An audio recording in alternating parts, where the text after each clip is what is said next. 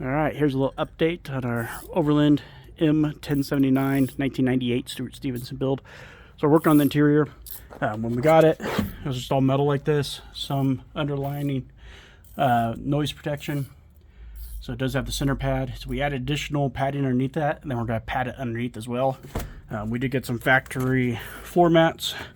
Yes, we are keeping the green. My wife actually likes the green. We still need to paint this side of the panel, but I'll show you a little bit over there.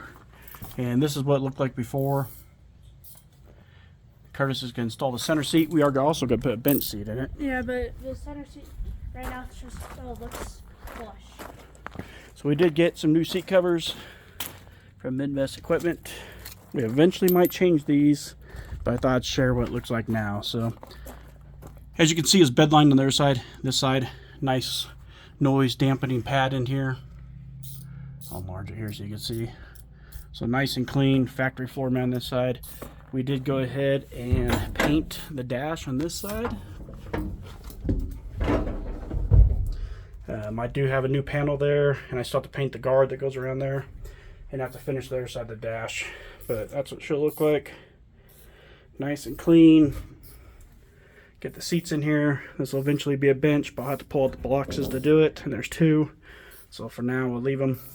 We still are going to cover this in the material and pad behind there, and same with the door panels. And then we'll put a headliner in it as well. But definitely a big difference. Looks nice.